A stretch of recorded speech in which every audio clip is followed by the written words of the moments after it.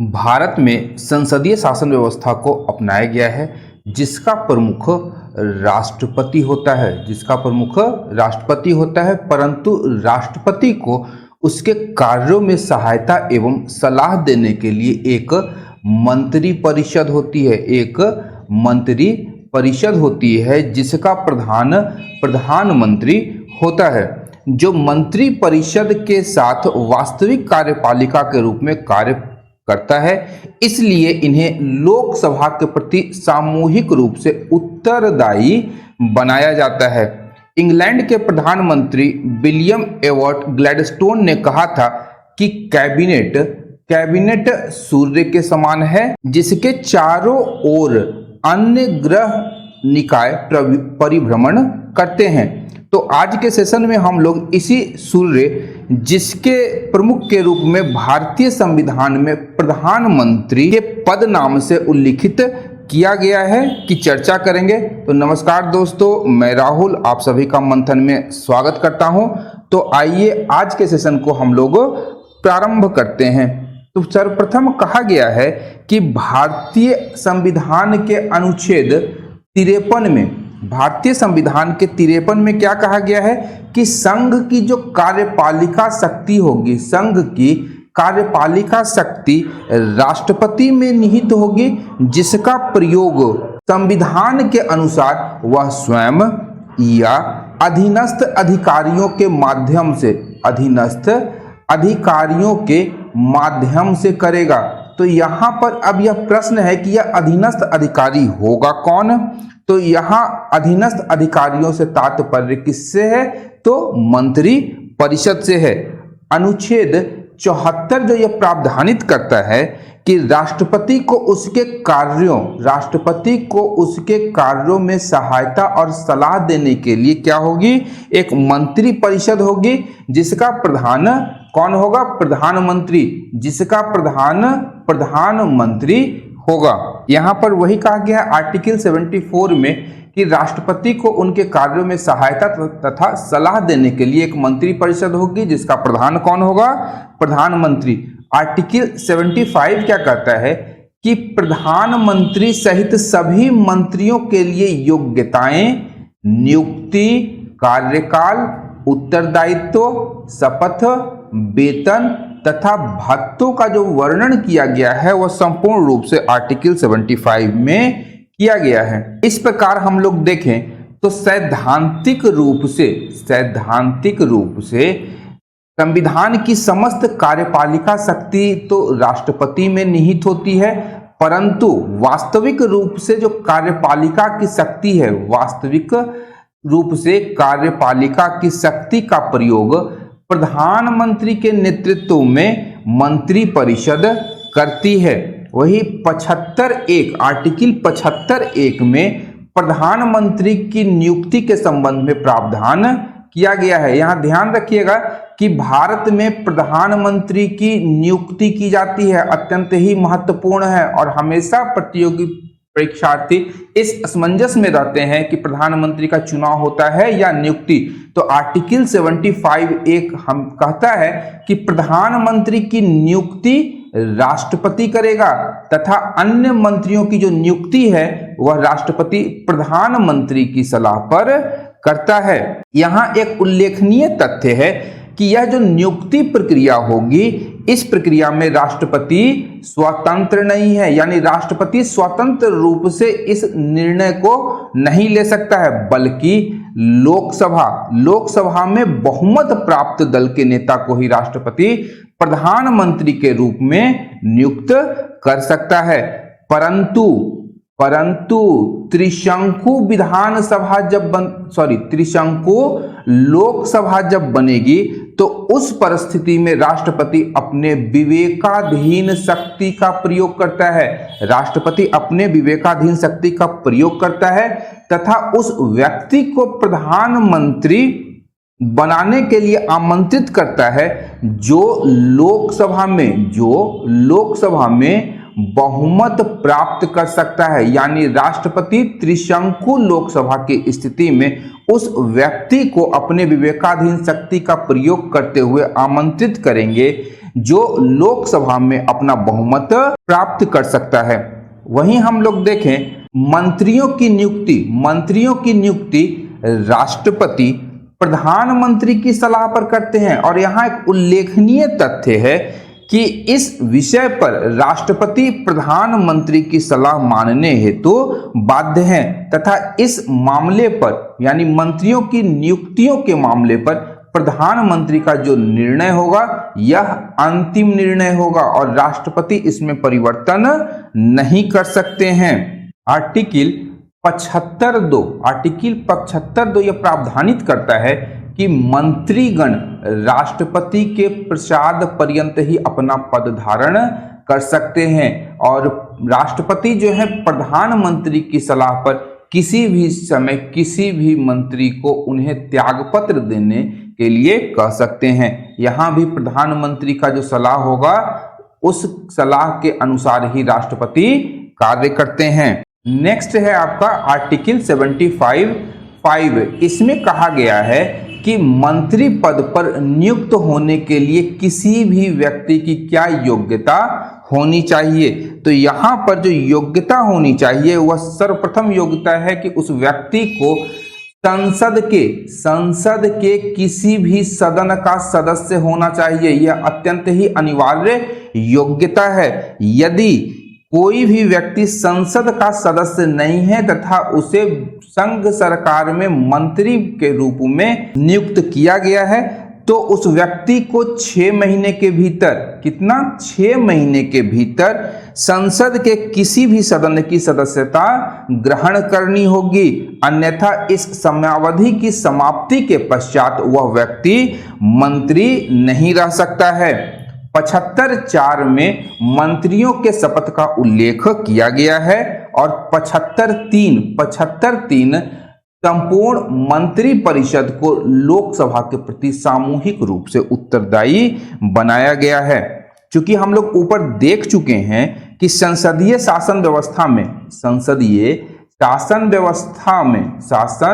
व्यवस्था में क्या किया गया है कि वास्तविक कार्यपालिका जो होती है वो प्रधानमंत्री के नेतृत्व में मंत्री परिषद होती है। ध्यान रखिएगा, वास्तविक कार्यपालिका कौन है? प्रधानमंत्री के नेतृत्व में मंत्री परिषद होती है। तो मंत्री परिषद को सम्मिलित रूप से लोकसभा के प्रति उत्तरदायी बनाया जाता है और संपूर्ण मंत्री परिषद एक इकाई के रूप में कार्य करेगी तथा सभी मंत्री, जितने भी मंत्री परिषद के सदस्य हैं, वो एक दूसरे के कार्यों के प्रति क्या होंगे? उत्तरदायी होंगे। अतः यदि मंत्री परिषद के किसी एक सदस्य के विरुद्ध अविश्वास प्रस्ताव, ध्यान रखिएगा, अविश्वास प्रस्ताव पारित हो जाता है किसी एक मंत्री के विरुद्ध, तो संपूर्ण मंत्री परिषद को क्या करना पड़ता है? त्यागपत्र देना होता है। इसके अतिरिक्त कोई मंत्री जो है वह व्यक्तिगत रूप से मंत्री परिषद के किसी निर्णय से असहमत हो तो उसे क्या करना चाहिए? त्यागपत्र दे देना चाहिए, क्योंकि मंत्री परिषद का सदस्य होते हुए वह मंत्री परिषद के विरुद्ध प्रस्ताव के विरुद्ध मतदान नहीं कर सकता है या मंत्री परिषद के विरुद्ध नहीं जा सकता है, क्योंकि संपूर्ण मंत्री परिषद एक इकाई के रूप में ही कार्य करती है। इसलिए इस सामूहिक उत्तरदायित्व के सिद्धांत के विषय में लॉर्ड मार्ले ने कहा था कि मंत्री परिषद के सदस्य एक साथ तैरते हैं और एक साथ ही वो डूबते हैं। ध्यान रखिएगा, लॉर्ड मार्ले की यह उक्ति थी। आर्टिकल 78 में कहा गया है कि प्रधानमंत्री, मंत्री परिषद तथा भारत के राष्ट्रपति के मध्य क्या है? संवाद की कड़ी। मंत्री परिषद और भारत के राष्ट्रपति के मध्य संवाद की कड़ी कौन है? तो प्रधानमंत्री। इस आर्टिकल के अनुसार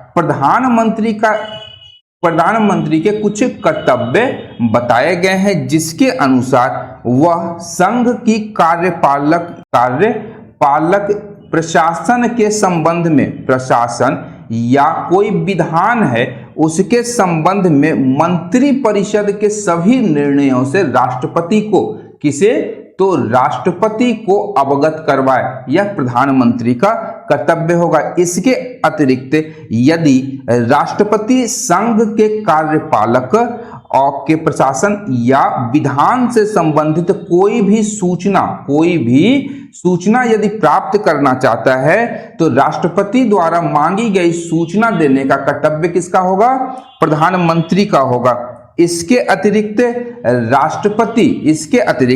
राष्ट्रपति द्वारा अपेक्षा किए जाने पर किसी ऐसे विषय को जिसे किसी मंत्री ने निर्णय ले लिया है परंतु मंत्री परिषद के समक्ष उस पर चर्चा नहीं की गई है, तो मंत्री परिषद के समक्ष विचार के लिए उस विषय को रखने के लिए राष्ट्रपति कह सकता है। आगे हम लोग संघीय कार्यपालिका से संबंधित एक महत्वपूर्ण पद भारत के महान्यायवादी को देखेंगे। भारत के वर्तमान महान्यायवादी या अटॉर्नी जनरल ऑफ इंडिया कौन है? के वेणुगोपाल। तो इन महान्यायवादी के संबंध में भारतीय संविधान में क्या प्रावधान किए गए हैं, उन प्रावधानों को हम लोग देखेंगे। तो महान्यायवादी का जो उल्लेख किया गया है भारत के संविधान में वह भाग 5 में किया गया है और यह जो उल्लेख किया गया है वह आर्टिकल 76 अनुच्छेद 76 में भारत के न्यायवादी के विषय में उल्लेख किया गया है। भारत का न्यायवादी जो है भारत का सर्वोच्च विधिक अधिकारी होता है। ध्यान रखिएगा, भारत का महान्यायवादी भारत का सर्वोच्च विधिक अधिकारी होता है, सर्वोच्च विधिक अधिकारी होता है और भारत सरकार को विभिन्न विधिक विषयों पर यह अपनी सलाह देता है। इसके अतिरिक्त महान्यायवादी सर्वोच्च न्यायालय और हाई कोर्ट में भारत सरकार का प्रतिनिधित्व भी करता है। आर्टिकल 76(1) के अनुसार महान्यायवादी की नियुक्ति संघीय मंत्री परिषद की सलाह पर राष्ट्रपति के द्वारा की जाती है। यहाँ ध्यान रखिएगा, राष्ट्रपति के द्वारा इनकी नियुक्ति की जाती है। आर्टिकल 76(1) के ही अनुसार महान्यायवादी जो है वह राष्ट्रपति के प्रसाद पर्यंत पद धारण करता है तथा भारतीय संसदीय इतिहास को यदि हम लोग देखते हैं तो भारतीय संसदीय परंपरा में महान्यायवादी संघीय सरकार, ध्यान रखिएगा, संघीय सरकार के त्यागपत्र देने के उपरांत वह अपने पद से त्यागपत्र दे देता है। महान्यायवादी के लिए जो भारतीय संविधान में योग्यता निर्धारित की गई है वह योग्यता क्या है?